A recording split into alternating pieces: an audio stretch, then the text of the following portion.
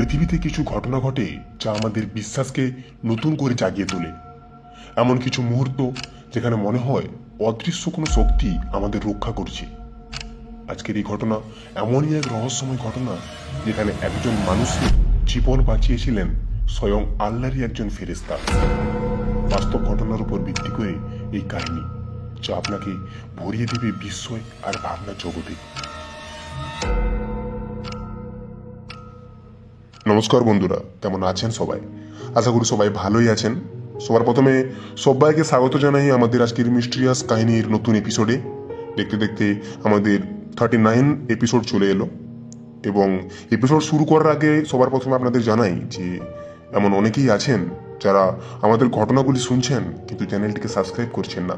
তাদের কাছে অনুরোধ, সবার প্রথমে নিচে থাকা সাবস্ক্রাইব বাটনটি ক্লিক করে আমাদের চ্যানেলটিকে সাবস্ক্রাইব করে দিন এবং পাশে থাকা বেল আইকনটিতেও ক্লিক করে দিন, যাতে আপনারা আমাদের প্রত্যেকটি এপিসোড পেতে পারেন। তো যাই হোক, আজকে আমাদের এপিসোডে দুটি ঘটনা রয়েছে, আর দুটি ঘটনায় সম্পূর্ণ জমজমাট হতে চলেছে। তার মধ্যে প্রথম ঘটনাটি রয়েছে আল্লাহর একজন ফেরেশতাকে কেন্দ্র করে, আর যে দ্বিতীয় ঘটনাটি রয়েছে তা হচ্ছে মৃত্যুর পর ফিরে আসা।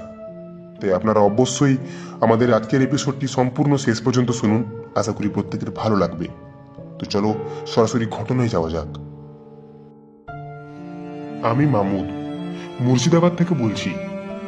এই ঘটনাটি আমি আমার নানার মুখ থেকে শুনেছিলাম, তাই নানা যেভাবে ঘটনাটি আমাকে বলেছিলেন ঠিক একই রকম ভাবে তোমাদের শোনাচ্ছি।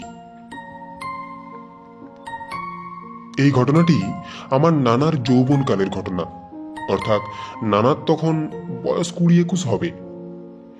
ওই সময় গ্রাম অঞ্চল অতটা উন্নত নয়, হাট বসত অনেকটা দূরে, গাড়ি ঘোড়ার তেমন চল ছিল না, তাই পায়ে হেঁটেই যেতে হতো হাটে।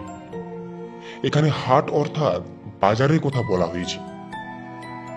যেহেতু হাট অনেকটা দূরে বসতো, তাই দুপুরে খাওয়া দাওয়া সেরে ব্যাগ হাতে বেরিয়ে পড়তে হতো, এবং হাটে যাওয়ার জন্য দুপুর থেকে বেরোলে ফিরতে সেই সন্ধ্যা গড়িয়ে যেত। এরকম একদিন নানা হাটে যাওয়ার জন্য বেরোয়, সঙ্গে একটি ব্যাগ ও আগেকার দিনের পোড়া বাঁশের বাঁকা হাতল দিয়ে তৈরি ছাতা। চড়া রোদে ধুধু ফাঁকা মাঠের আল ধরে এগোতে থাকে বাজারের দিকে।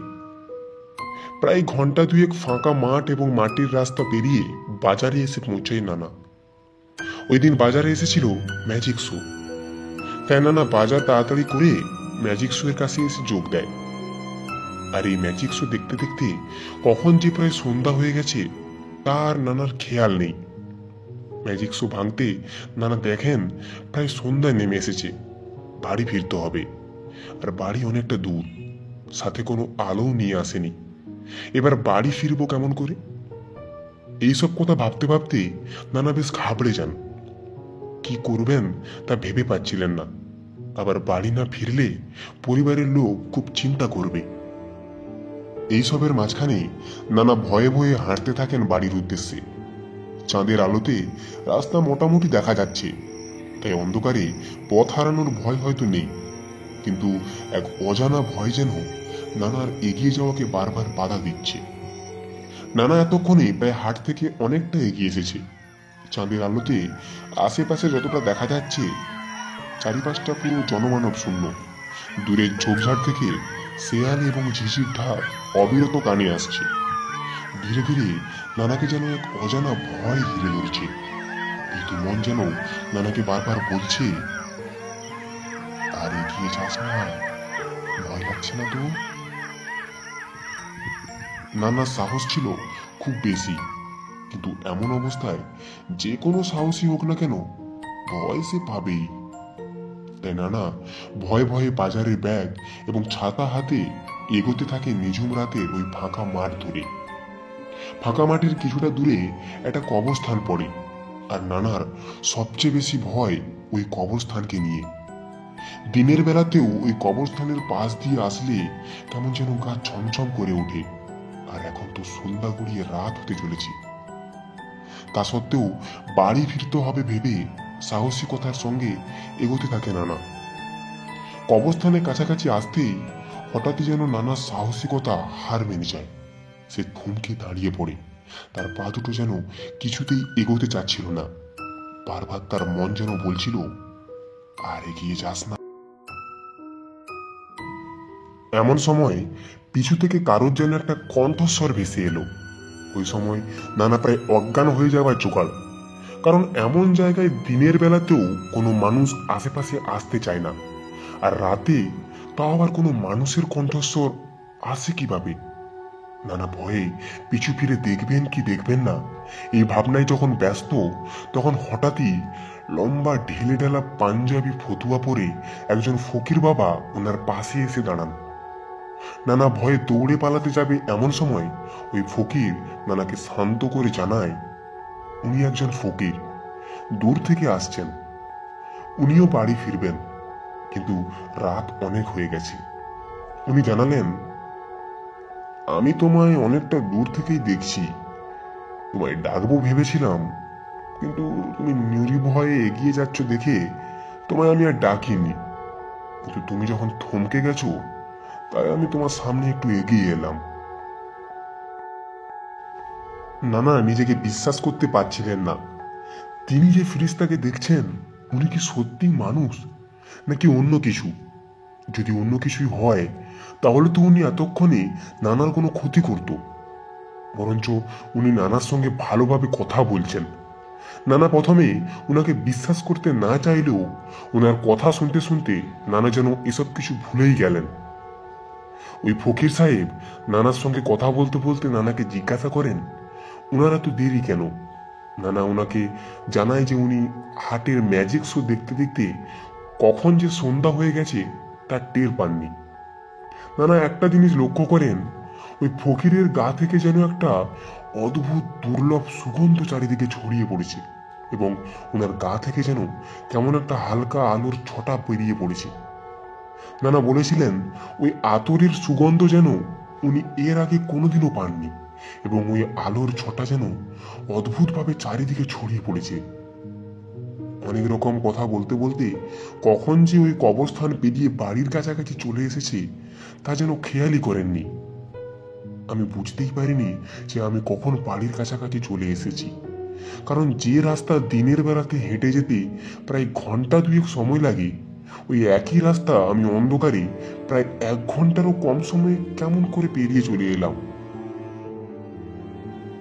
আমি বাড়ির কাছাকাছি আসতেই ওই ফকির সাহেব আমাকে বলেন, ওই যে তোমার বাড়ি চলে এসেছে, এবারে যাও, আমাকেও ফিরতে হবে। ওনার কথাগুলি এতটাই নম্র এবং শ্রুতিমধুর তা তোমাদের বলে বোঝাতে পারবো না। আমি যেন ওনার কথার জালে পুরো জড়িয়ে গিয়েছিলাম। বারংবার মনে হচ্ছিল ওনার কথাগুলি যেন বারবার শুনি। আমি ওনাকে অনেকগুলি প্রশ্ন করতে চেয়েছিলাম, কিন্তু আমি জানি না আমার কি হয়েছিল। আমি কোনো প্রশ্ন এবং কোনো কিছুই ওনাকে করতে পারছিলাম না। এমন যেন একটা মোহের ঘরে আমি এতটা রাস্তা পার হয়ে বাড়ির কাছাকাছি চলে এসেছিলাম। নানা বাড়ির কাছাকাছি আসতেই ওই ফকির বললেন, যাও, তোমার বাড়ি এসে গেছে। আমি যে ওনাকে কয়েকটা প্রশ্ন করব ভেবেছিলাম তা কোনো কিছুরই যেন আমি করে উঠতে পারছিলাম না।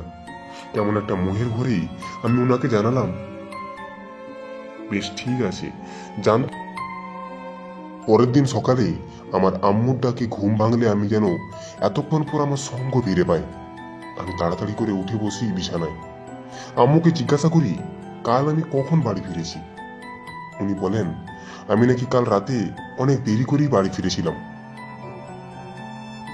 ওই দিন আমি আর আব্বু মসজিদে নামাজ পড়তে যাই এবং মসজিদের ইমাম সাহেবকে গতকাল রাত্রে ওই ফকিরের সাথে দেখা পাওয়ার ঘটনার কথা বলি, এবং ওনার ওই ফকিরের গা থেকে যে আলোর ছটা ছিটকে পড়তে আমি দেখেছিলাম এবং ওই অদ্ভুত সুগন্ধ, এই সব কিছুর কথাই আমি ওনাকে জানাই।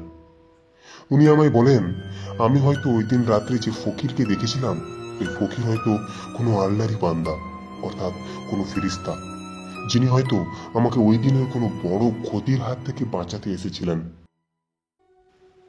এইসব ঘটনা ঘটার পর প্রায় সপ্তাহ দুয়েক ওই অদ্ভুত দুর্লভ সুগন্ধ যেন আমি সর্বক্ষণ পেতাম। ভালো করে গোসল করলেও ওই সুগন্ধ যেন আমি প্রায় পেতাম। আমার আম্মু আব্বাকে অনেকবার জিজ্ঞাসা করেছি যে এই সুগন্ধ তারাও পায় কিনা, কিন্তু ওনারা এই সুগন্ধ পেতেন না। শুধু আমি একাই এই সুগন্ধটা বুঝতে পারতাম। তো এই ছিল ঘটনা যা আমার নানার মুখে আমি শুনেছিলাম। তো এতক্ষণ আমরা মামুদের বলা ঘটনাটি শুনছিলাম। ঘটনাটি আপনাদের কেমন লেগেছে তা কিন্তু আমাদের অবশ্যই কমেন্ট করে জানাবেন, এবং যারা এখনো পর্যন্ত আমাদের এই চ্যানেলটিকে সাবস্ক্রাইব করেননি তারা দয়া করে নিচে থাকা সাবস্ক্রাইব বাটনে ক্লিক করে সবার প্রথমে সাবস্ক্রাইব করে দিন এবং পাশে থাকা বেল আইকনটিতেও ক্লিক করে দিন, যাতে আমাদের প্রত্যেকটি এপিসোড আপনারা পেতে পারেন। এবং আপনাদের আরো একবার মনে করিয়ে দিই যে আপনাদের সাথে ঘটে যাওয়া ঘটনা বা আপনার বন্ধু বান্ধব আত্মীয় স্বজনদের সাথে ঘটে যাওয়া যদি কোনো ঘটনা থেকে থাকে তা আপনারা আমাদের পাঠাতে পারেন। আমাদের পাঠাতে আমাদের নিচে দেওয়া মেল আইডি বা হোয়াটসঅ্যাপ নাম্বারে লিখে বা ভালো করে ভয়েস রেকর্ড করেও পাঠিয়ে দিতে পারেন। তো চলো আজকে দ্বিতীয় ঘটনায় যাওয়া যাক। মৃত্যু কি সবকিছুর ইতি টানে, নাকি কিছু অভ্যাস কিছু স্মৃতি থেকে যায় আমাদেরই চারিপাশে?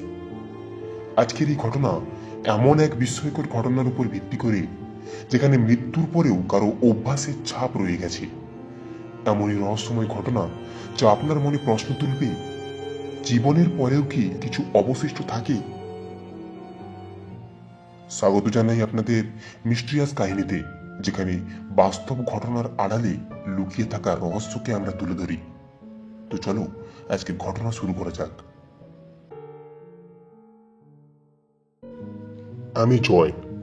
আজ আমি আমার নিজের দেখা এক সত্য ঘটনা তোমাদের কাছে তুলে ধরলাম। এই ঘটনাটি ঘটে 2021 সালে। ওই সময় আমার দিদা খুব অসুস্থ হয়ে পড়েন, প্রায় মৃত্যু শয্যায়। এমন অবস্থায় মামা পরিবারের সবাইকে বাড়ি আসতে বলেন। দিদার শেষ ইচ্ছা সবাইকে একসঙ্গে দেখে তিনি তার শেষ নিঃশ্বাস ত্যাগ করবেন। তাই দিদার এমন অসুস্থতার খবর শুনে আমরা সবাই দিদার বাড়িতে উপস্থিত হই, এবং 2 দিনের মাথায় দিদা হঠাৎই মারা যান। দিদা মারা যান সন্ধ্যার সময়। পুরো বাড়ি যেন এক গভীর নীরবতা ও চাপা কান্নায় ছেয়ে গেল। মৃত্যুর উপর কারো হাত নেই, পৃথিবীর নিয়মে মৃত্যু একদিন হবেই। তাই তাড়াতাড়ি করে দিদাকে শ্মশানে নিয়ে যাওয়ার জন্য ব্যবস্থা শুরু হয়। সময়টা তখন বর্ষাকাল, বাইরে ঝিমঝিম করে বৃষ্টি পড়ছে। মৃতদেহ শ্মশানে নিয়ে যেতে হবে, লোকজনের খুবই অভাব। একে রাত, তারপর বৃষ্টির দিন, বাইরে বেশ ঠান্ডা, তাই রাত্রে তেমন কেউ আসতে চাইল না। অনেক জোরাজুরিতে হাতে গোনা কয়েকজন লোক আসলো। বাইরে মেঘ ভার হয়ে আছে, বেশি দেরি করলে মুষলধারে বৃষ্টি আসবে, তাই তাড়াতাড়ি করে দাহ করার জন্য বেরিয়ে পড়া হয়। শ্মশান বাড়ি থেকে অনেকটা দূরে হওয়ায় যেতে বেশ সময় লাগলো। তার মাঝে মুষলধারে বৃষ্টিতে সবকিছু প্রায় ভিজে একাকার। দাহ কিভাবে করা হবে তার কোনো ঠিক নেই। যথারীতি বৃষ্টি মাথায় করে কাদা রাস্তা এবং 1 হাঁটু জল পেরিয়ে অবশেষে শ্মশানে পৌঁছানো হয়। শ্মশানটি মাঠের মাঝে হওয়ায় বৃষ্টিতে আশেপাশের মাঠে 1 হাঁটু জল জমে গেছে। সমস্যা শুরু হয় চিতা জ্বালানোর সময়। বৃষ্টিতে সবকিছু প্রায় ভিজে গেছে, এখনো বৃষ্টি হচ্ছে, তার উপর ঝোড়ো বাতাস। ঠান্ডায় আমাদের হাত পা পুরো পাথর হয়ে গেছে। অনেক কষ্টে চিতা ধরানো হয়। কয়েকবার নিভে গেলেও পুনরায় আবার জ্বালানো হয় চিতা। ওই দিন শ্মশান থেকে বাড়ি ফিরে আসতে প্রায় ভোর হয়ে যায়। সারা রাত বৃষ্টিতে ভিজেছি, তাই সারা শরীর যেন বরফের মতো ঠান্ডা। বাড়িতে এসে স্নান করে বিছানায় কিছুটা এলিয়ে বসেছিলাম। হঠাৎই একটা পোড়া গন্ধ পেলাম। গন্ধটা পোড়া কোনো কিছু ঠিকই, কিন্তু গন্ধটা কোনো কাঁচা মাংসের পোড়া গন্ধ, যেটা আমি শ্মশানে পেয়েছিলাম। কিন্তু বাড়িতে আমি এই গন্ধটা কিভাবে পাচ্ছিলাম তা আমি কিছুতেই বুঝতে পারছিলাম না। ওই দিন রাত্রে আবারও ঠিক একই রকম গন্ধ আমি পাই। আমি মাকে এর কারণ জানতে চাইলে উনি আমায় চুপ করে শুয়ে পড়তে বলে, এইসব কথা নিয়ে আলোচনা করতে না বলেন। যথারীতি আমি ওই দিন ঘুমিয়ে পড়ি। হঠাৎই এই একটা খসখস শব্দে আমার ঘুম ভাঙলে আমি দেখি আমার বিছানার পাশেই কোনো মহিলা যেন নিচের দিকে ঝুঁকে কিছু একটা করছেন। কিছুটা ভয় পেয়ে আমি জোরে বললাম, মা, মা নাকি? এই কথা বলা মাত্র ওই মহিলা যেন খাটের নিচে বসে পড়লেন। আমি খাটে শুয়ে থাকা অবস্থায় ওনাকে উপর থেকে দেখতে পেলাম না। আমি তাড়াতাড়ি করে খাট থেকে নিচে নেমে যেতে দেখি খাটের নিচে অথবা আশেপাশে কেউই নেই। শুধুমাত্র খাটের নিচে রাখা চুনের কৌটোটা উল্টে পড়ে আছে মাটিতে। আমি ভয়ে জোরে জোরে ভগবানের নাম নিতে নিতে জোরে ছুটে বাইরে বেরিয়ে যাই এবং বাইরে গিয়ে দেখি মা এবং আত্মীয় স্বজনরা সবাই এক জায়গায় বসে আছেন। আমি ছুটে গিয়ে মাকে জড়িয়ে ধরি। সবাই থাকায় লজ্জায় মাকে ওখানে আমি আর কিছু বলিনি। কিছুটা আগামী ডেকে এনে মাকে সবটা জানাই। মা আমায় সান্ত্বনা দিয়ে বলেন, কিছু হবে না, যা শুয়ে পড়, আমি আসছি। পরের দিন আমি মাকে জানাই আমি আর এখানে থাকবো না, আমি বাড়ি ফিরে যাব। বাবা আমাদের সঙ্গে এসেছিল। একদিন থেকে উনি কাজের জন্য বাড়ি ফিরে গেছিলেন। মা দাদুর বাড়িতেই থেকে যায়। তারপর আমাকে বাবা এসে বাড়ি নিয়ে যায়। বাবাকে আমি সবটা বলি। বেশ কয়েকদিন পর মা বাড়ি ফিরলে মায়ের কাছে এ সমস্ত ব্যাপার জানতে চাইলে মা বলেন, দিদার খুব পান খাওয়ার শখ ছিল, আর আমি যে বিছানায় ঘুমিয়েছিলাম ওই বিছানার পায়ের ধারে সবসময় নাকি পান সাজানোর থালা রাখা থাকতো। আর হয়তো ওই দিন যে ভদ্রমহিলাকে নিচের দিকে ঝুঁকে থাকতে দেখেছিলাম, ওই ভদ্রমহিলা হয়তো আমারই মারা যাওয়া দিদা। এসবের উত্তর অবশ্য আমি এখনো পর্যন্ত খুঁজে পাইনি।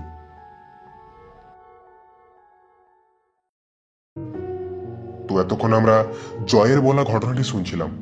ঘটনাটি আপনাদের কেমন লেগেছে তা কিন্তু আমাদের অবশ্যই কমেন্ট করে জানাবেন, এবং কে কোথা থেকে আজকে আমাদের এই ঘটনাটি শুনছেন তাও কিন্তু আমাদের অবশ্যই কমেন্ট করে জানাবেন।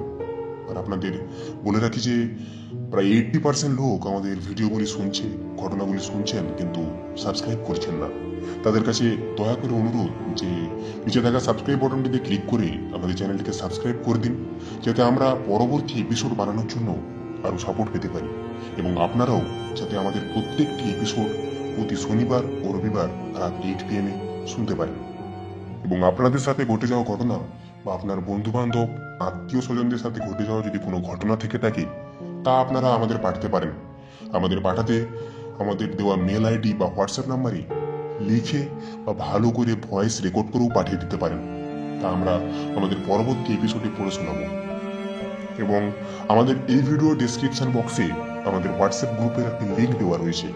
আপনারা ওই লিঙ্কে ক্লিক করে সরাসরি আমাদের হোয়াটসঅ্যাপ গ্রুপে যোগ হতে পারেন, এবং এই গ্রুপে আপনারা আপনাদের মতামত এবং আমাদের পরবর্তী এপিসোড সম্পর্কে সমস্ত কিছু জানতে পারবেন। আর আমাদের এই ভিডিও ডেসক্রিপশন বক্সে আমাদের লেটেস্ট কয়েকটি ভিডিওর লিঙ্কও রয়েছে। আপনারা ওই ভিডিওগুলি লিঙ্কে ক্লিক করে সরাসরি দেখতে পারেন, বা আমাদের চ্যানেলে গিয়ে আমাদের এই লেটেস্ট এপিসোডগুলো আপনারা শুনতে পারেন।